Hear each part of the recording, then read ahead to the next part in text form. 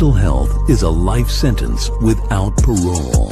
Too many of us carry invisible wounds, trauma, loss, shame, and silence. I created the Crawl, Walk, Run podcast to break that silence, to give a voice to the voiceless.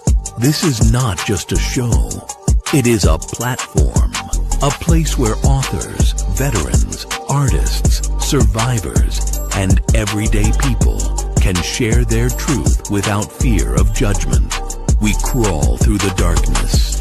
We walk toward healing. And we run into purpose. Together, we will build this community. This podcast is about resilience, about stories that matter, and about reminding the world that your voice could save someone's life. I'm your host, Steve-O, and this is Crawl, Walk, Run. Faith, Fiction, and Fire. The Resurrection of Derail D. Johnson's Pen. For Derail D. Johnson of Ennis, Texas, stories have always whispered from the shadows. As a high school junior, he penned a 100-page book as a going-away gift, a gesture that sparked recognition from his peers and encouragement from his teachers. But after graduation, life stepped in, work, responsibility, and reality, and his pen fell silent for nearly 2 decades. Until one ordinary day at work, his spirit cried out to God, "How do I begin again?" The answer came clear and divine. Pick that pen back up. Derail did exactly that. What followed was an outpouring of creativity and conviction. 76 book titles in development, and the foundation of a 5-part church drama series laced with secrets, suspense, and spiritual warfare. His genre is clear, horror and thrillers with a spiritual edge, where faith collides with fear and every choice tests the soul. Inspired by Wes Craven and Stephen King, Derail crafts stories that challenge morality, destiny, and deception, blending supernatural chills with redemptive light. His greatest obstacle? Reigniting imagination after 18 years of silence. His solution? Trusting the divine spark that never truly died. Now with the Family of Faith, Part 1 and many more tales to come, Derail's storytelling engine is roaring, driving him toward his ultimate dream, creating stage plays and major motion pictures that shake souls and fill seats. Doubted, dismissed, overlooked, but no longer. Derail D. Johnson has turned silence into sound, and the best part is, he's just getting started.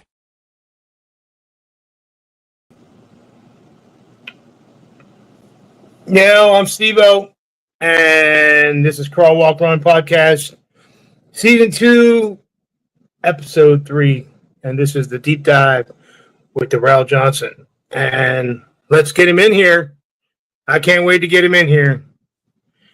Hey, brother. Hey, how you doing, Steve? Oh, my God, he can hear me now. All right, man. So I think I'm just going to stay here. Usually I let the person up, and then I disappear, but we know what happens if I disappear. Mm-hmm. So, all right. So, I'd like to welcome you to the show. What does Crawl, Walk, Run mean to you? Okay, so to me, Crawl, Walk, Run is more than just a saying. It's a powerful reflection of the life's healing process, especially when it comes to mental health. Crawling represents those early stages of when you're just trying to survive, the weight of emotions, trauma, and depression. It is a phase of when you feel weak, unsure, or ashamed of your struggles. But the key to that is that you're still moving, still fighting to get through. Walking represents progress, that moment when you start to gain stability and understanding. You may not have all the answers sometimes, but you're learning to manage, to cope, and to trust yourselves. Again, running stability, growth, resilience, and restoration. The point when you take everything you've learned from pain and move forward with confidence and purpose. Mentally, Crawl, Walk, and Run reminds me that healing doesn't happen overnight. It happens a step-by-step process. And every moment forward is a victory worth celebrating. All right, brother. Can you hear me? Yes, sir. I'm All still here. right, man. Yeah, man. All right. Well, I'll tell you. Derail, what is trauma? And if you suffer from it or you know anyone that suffers from it, what is it? I've seen a couple people go through it, but if I could sum it up basically in my own words of what it means to me, carrying invisible wounds that the world can't see, but the heart can feel. Every single day, trauma often comes from experiences that test the very limits of the mind and spirit: loss, fear and violence, the responsibility of life and death, decisions. It's something that doesn't just go away when you return home. It lingers in your thoughts, dreams, or even reactions sometimes. To help someone going through it, you must first lead with patience, compassion, and understanding, listening without judgment, be present without forcing them to speak. Many times, those who have faced trauma in service have learned to suppress emotions as means of survival. So, breaking that silence takes time. The best way to support time is to walk them alongside and walk with them to not just fix it, but make sure that they don't break from glass because sometimes they can be triggered by anything. It's a healing process, but over time, they'll learn to cope with it. So, do you have coping mechanisms that you help people with? What do you do to help people that are struggling? I would say look within and find like a hobby or something. What are you good at? Is it maybe is it exercising, or is it like listening to relaxing music, going for a run, even just like going out with like friends, like, or even just on the phone, or just don't even just get out the house. Don't stay cooped in the house all the time. Find something that makes you smile or something that you can feel good about yourself. Okay. Well, we're here to do a deep dive on Darrell. The stage is yours, brother. Who is I guess Darrell? just What is Darrell all about? Why does Darrell do what he does?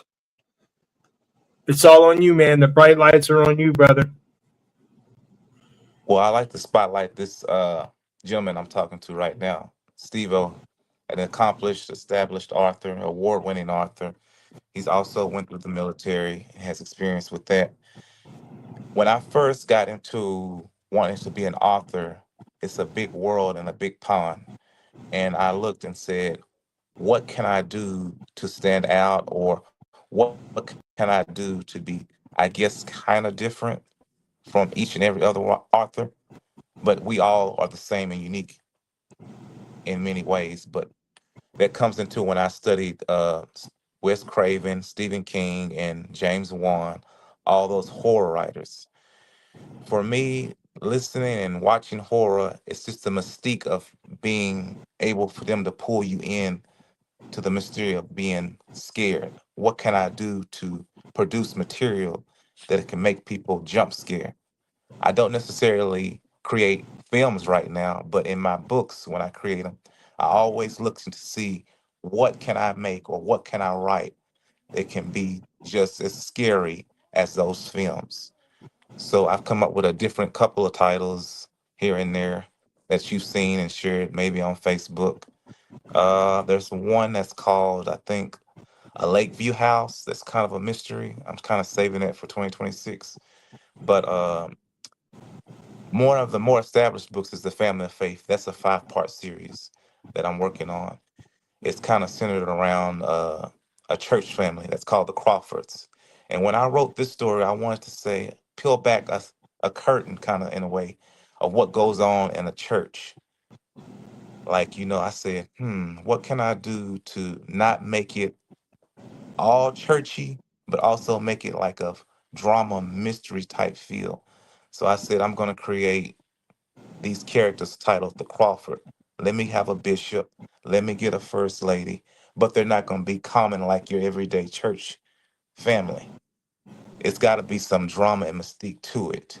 So I said, I'm going to create Bishop Eddie Crawford, a pastor, a bishop that not only preaches to you, but he has a scheme that goes along with it. As you say, he's going to take every member of his congregation and he's pulling money from them without them even knowing it. But the mystery of it is he's hiding a mystery son also. So, and that comes full ahead a little bit, as you know, in part one. He's going to come gradually at the end. If you read the book and the story, pops up at the end and says, "Hey, I'm here now. So, what about my time? You know, you present this big family and everything like that, but you leave out the part where you raised me. This is my dynasty as well. I'm gonna come in and fight for what's mine." So it's a really good telling story. I'm working on part two right now, but from what I get from a lot of readers, I call them readers. I don't call my fans. I call them readers. What they tell me is that this book reads like a film.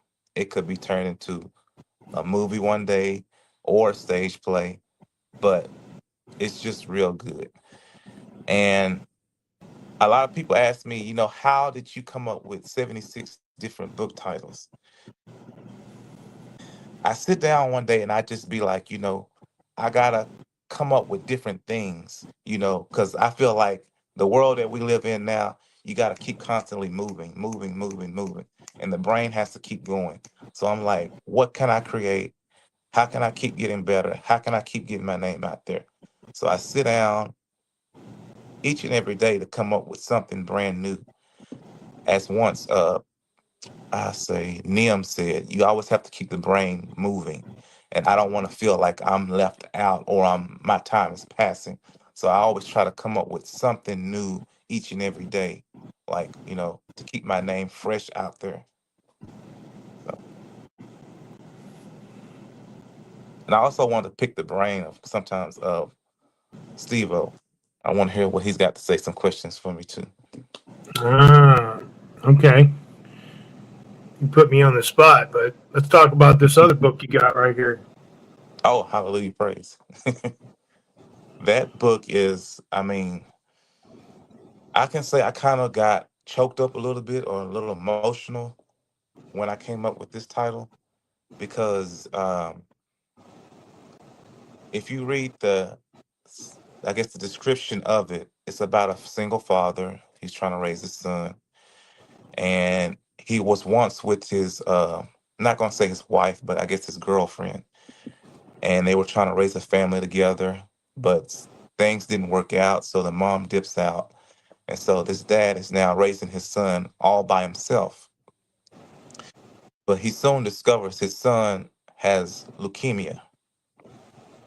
And so he sits and says, I got to work extra hard, or I have to do so many hours so I can get my son's prescription. And he reaches out to like churches and local charities and groups that can help him, provide medication for his son. But they say, we are exhausted and we don't have the funds to help you. So as time progresses, his son is getting worse, which his son name is Jamal in the story. His son is getting worse and worse and worse as the leukemia is spreading throughout his body. But going through all of this, while the dad is thinking, what can I do? His son is still being strong throughout the whole process, you know. And in tune, the dad is not connected with God. He has to figure out, I've been so long since I've been to church. I want if God will hear me, listening to my prayers. It's a really good emotional, it's like I call it a tear jerker. You have to really get in tune with this book and no distractions because it's really going to pull your strings when you read it. It's in the process of being made into an audiobook, but that's one of my, I would say, it's one of my top listed books, I would say. So, what does Derail want to pick Steve-O's brain for? I guess me being still so new into the author genre. I call myself green. I'm not perfect. I'm not should have everything like this down to a T. I call myself green, you know. I know you and Debbie and Joanna was also one of the kind of people to be like, if you need anything, reach out to me, And there have been others, Alexandria, a couple other people have. We're in this genre in this field, but like I said, I've even told Joanna and Debbie this.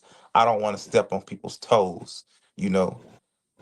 I like to give back to people, the ones that's come before me. I'm not this person that seems like I'm just this you know, brat or anything like that.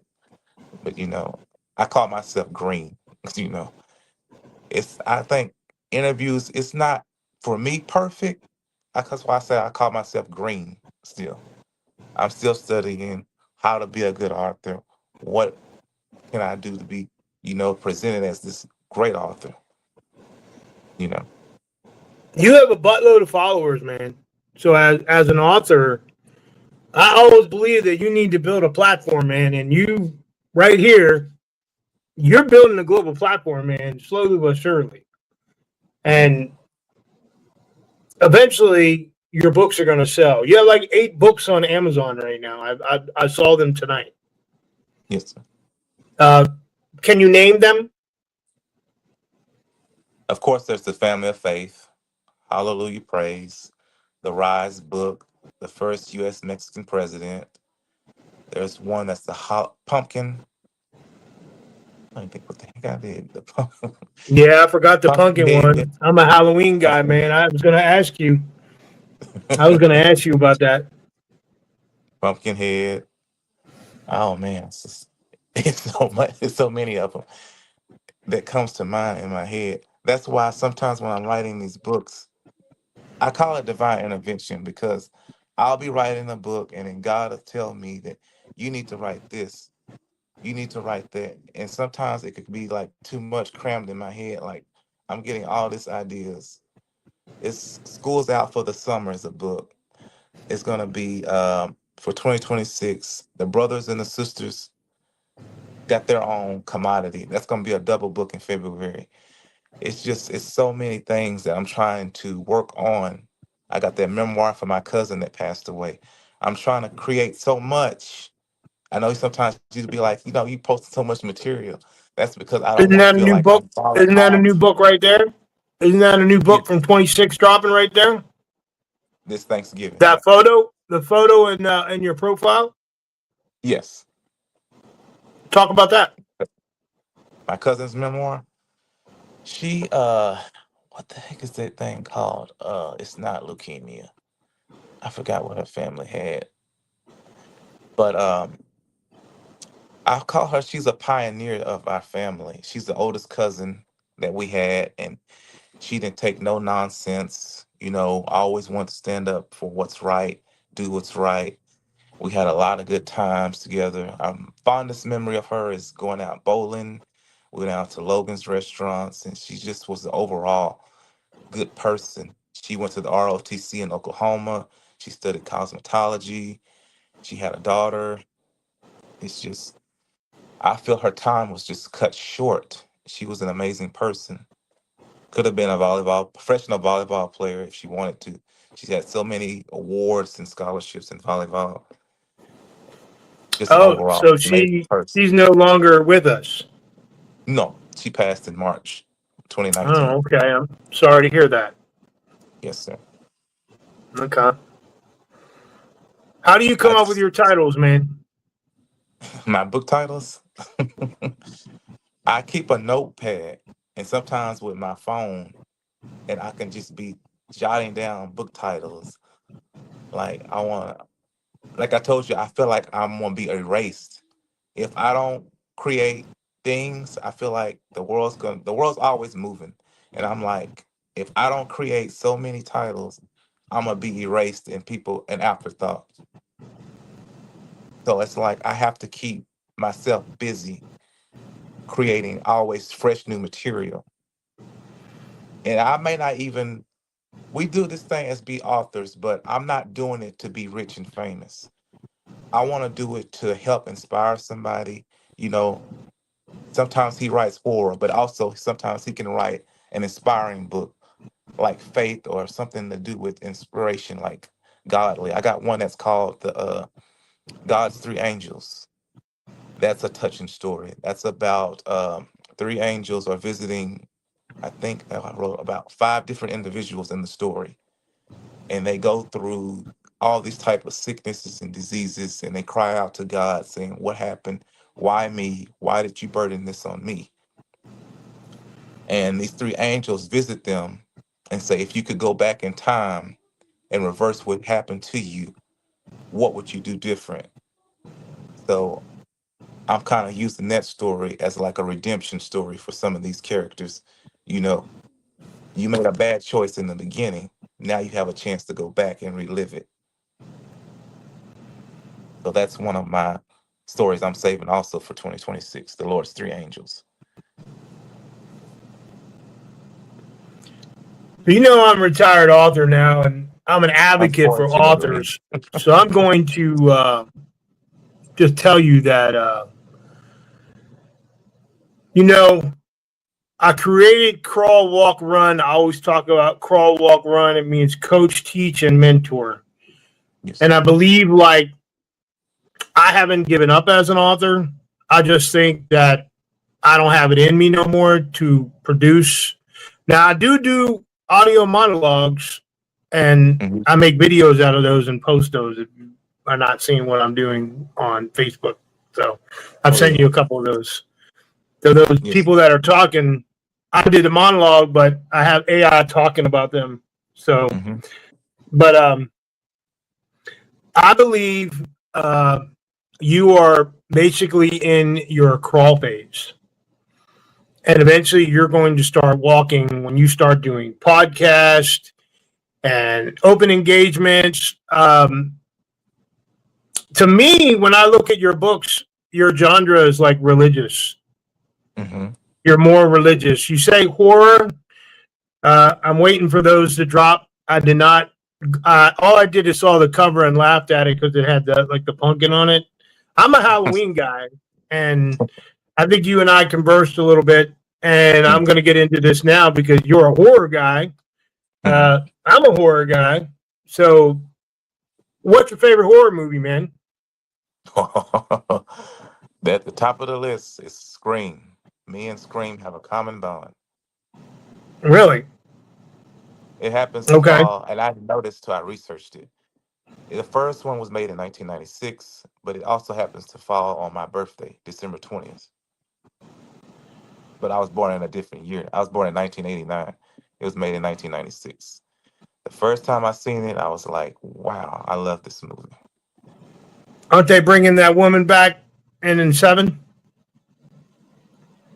Which one? Somebody that was in the original Scream movie is coming back in Seven. Yeah, Sydney Prescott. I think she's coming back as the main character. But they're Yeah. also bringing some ones that were Scream from former movies. They're Okay. gonna be back. I guess like a ghost or something like that. Okay. And you're a WWE fan too. Oh yeah, long time fan. Who's your Talking like favorite? maybe right now. It was Seth Rollins that he got hurt, so now I'm leaning towards Roman. Okay. Female. Female is Cargill, Jade Cargill. She's got the championship Okay. right now. But I've studied her since she even came to WWE. She used to be in AEW, so long You time think it's fan. gonna be? You think it's gonna be a triple threat against Cena? That's a possibility. I've been You hearing think it's gonna be? Edge maybe waiting in the wings. I think it's gonna be Jericho and Edge. Yeah. I think they're gonna be the last two left because the rumor mill has it they're both coming back, and Oh they're yeah. not gonna let these guys just go out on a limb. I believe that it's going to be Jericho, and I hope Jericho comes back with the Y2J, like the countdown. Yeah. I'm a Y2. I'm that guy, man. Oh So yeah. I hear I he's would already say, signed. yeah, I think he is signed, and I think they're going to buy Edge out of his contract. Hmm. So, But I want it to be Gunther though. nah, man, I'm not He a Gunther retired guy, man. Goldberg. So, but yeah, man. So, you have anything else to say, man? I mean, you have any inspiring things to say to these brand new authors out here to put their books on Amazon and they just sit there? I would say just go for your dream. You know, you may have critics and skeptics and people that doubt you, but you know, you got to show them who you are. You know, don't let people scare you out of doing what you want to do. If this is what you really, really want to do, it's in your hands, you know. Okay. And as far as my audience, or I say readers, are concerned, as you've been watching on Facebook, Instagram, and YouTube, there's plenty of more left in me to go.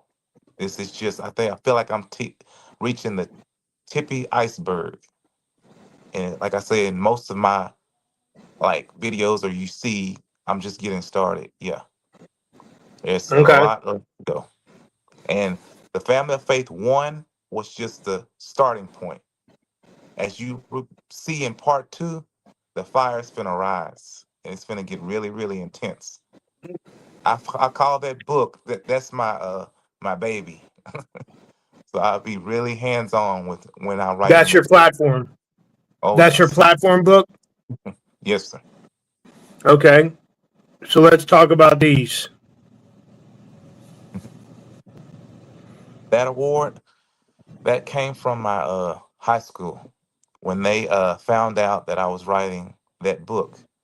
You know, as a former student, I said, you know, I'm an author now. I want to write. I wrote this book, and how you feel about me coming back, speaking about it, and also putting it in your library. He said that, you know, that's an honor within itself. You know, we don't have many authors that come back to the school and, you know, let alone write a book, but also want to speak to kids about it. So it's been put up in their library, and they said that, you know, don't be a stranger. If you have more work, reach out anytime and let us know so we can get you in there and speaking engagement to inspire kids. This book, Rise, I dedicated that book to my wife. It's her story. As you see her name in the award there, Janessa. I asked her, I said, you know, I don't want this to be, you may not be a writer, but I don't want this to be like just a mini project. How would you feel about possibly telling, you know, a little bit about yourself and your story? And she was like, you know, I don't have much to say. I said, everybody has something to say. You know, it may not be much, but there's something in there. So she chose a time where she was wanted to be a cosmetologist, I guess a beautician, which she still does here on the side now. But she told me a story. And I was like, you probably don't want to use your real name. She was like, no. So we got to come up with different characters of what happened in that story. So I gave her Okay. time to write that on it. She came up with some names, and we put that together. So it's just amazing. And I'll say this, me doing this, I have to give honor first and foremost to God. God is making just major waves, not just for me, all of our authors in our field. But you know, it's just like I say, baby steps for me. I feel like Sarah, I'm still green. I don't call myself an expert. I call myself still green, but God is moving and opening doors that I didn't even think possible can happen. Well, we're about up to About our that. time, and I was going to interrupt you at 15 minutes to plug my show, but I'd be afraid to lose my microphone. So, I also left out something, Steve. I forgot to say that the Family Faith is also at my in my hometown library. I did also get to invest there too. So that was fun. I would always go to the library and be like, one day I'm gonna have my own personal book in the library. They can't. It's so amazing. aren't you One of your books is going to be audio, right? Yes, that's Hallelujah Praise is one, and they're working on which one was the other one? The Harlem Doo Wop. Those two are being turned into audiobooks. I'm sure eventually I'm gonna get to the Family of Faith. Cool. Well, hey, brother, It's I'm going to throw this up one more time. You can plug your page. it's my personal Facebook page. Yeah, I always share often information on what's going on with each project that I'm working on, what's coming up. As you know, that's got their this Thanksgiving. That book was inspired by, I said, there's always a Christmas book out. But what about Thanksgiving? Not many authors write about Thanksgiving. So I said, I'm gonna type a book called This Thanksgiving. Something different, something unique. Maybe it'll catch readers' eyes. So I was like, let's just pull this one up here. So I just want to say, man, if you ever need anything, you know, you can reach out to me. I'm here. I wish you luck on the rest of your author journey and your podcasting with as guests with other people. But it's like I said in No Filter, man.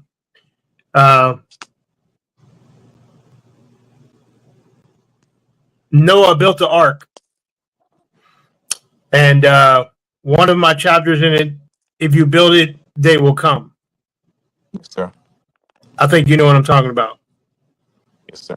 If you build that global platform, man, it's going to be dominant. They're going to come from everywhere, but it's not going to happen overnight, man. So Yes. I just tell you, as a young author, hell, you got more followers than me, man. I should be trying to get to your followers, but as a young author, man, you know, me being in the Army 20 years and working with people that have mental health issues and being out on the road with homeless people and stuff, don't jump the gun, man. Don't jump the gun. And if something doesn't happen for you, man, just like you told me tonight, man, we're having trouble with the audio. And I said, man, let's do this tomorrow. And you're like, hey, man, don't put yourself down. So I'm telling you, man, I appreciate that because I came back. I'm like, man, hell no, I'm not doing that tomorrow. We're doing this tonight, dude. So I appreciate that boost of motivation to me because, I mean, I get irritated. Man, and I don't like to show it because it almost makes you feel like a failure. And then I look back and I go, I'm not a failure. And just remember, crawl, walk, run. You start out as a follower and you become a leader. And sometimes they're going to knock you down off that pedestal that you're on, but you got to climb back up, man, because there's a lot of people voting for you. There's a lot of people rooting for you. And I really hope that you get the International Impact Book Award. Now, what was the genre for that? What did you submit for? Did you submit for like religious, self-help? It's the My Soul's Anchored book. That's the one. What? Soul's Anchored. Yeah, but you had to submit for a category. Nonfiction? Fiction. What? Fiction? Fiction. Okay. Yeah. All right. Well, I wish you the best, man. I'm not even going to do a closing statement because I always say mental health is a life sentence without parole. For authors, there's a lot of scamming marketers out there, and don't go down the rabbit hole like I did, man. You can come to the blacklist. I don't know if you've been to the blacklist on my Facebook group. You should come over and see all the scammers that we call out. I keep telling everybody as soon as we get up to 500 followers, I'm going to have ChatGPT and take all their names and make the wall of shame. And we're going to post all the scammers and all the fake authors on that wall. And we're going to post it and we're going to share it all over social media. If you don't think that's a real serious page, man, Meta has closed me down twice. They have shut that page down twice. And I'm like, well, if you're going to boost your pedophilia and your pornography and all that, and I'm just calling out fake people, I want my account back. and Yeah. within minutes I get my account back. So, but yeah, man. I'm not going to do a closing. All I'm going to do is just I'm going to do the public service announcement. Stay in the studio. Once this is done recording, I'll send it to you. So, Okay. thank you being on my show. I Yes, appreciate it, sir. man. And we will be closing out here. I'm going to drop you down and do my closeout. Thank you. The phenomenal.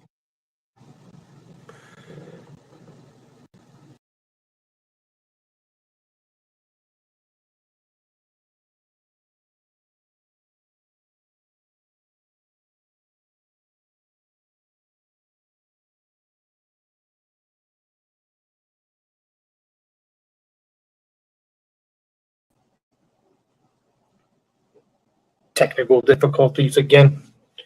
Anyways, all right. So I'm going to plug my show real quick. And I want to thank Derail for being on the show. Like always remember, be the voice of the voiceless. Authors are the unheard voices of the voiceless. I am Steve-O. This episode will drop next Wednesday, and I got some amazing guests lined up.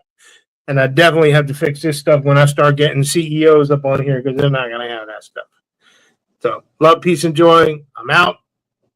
Have a great one.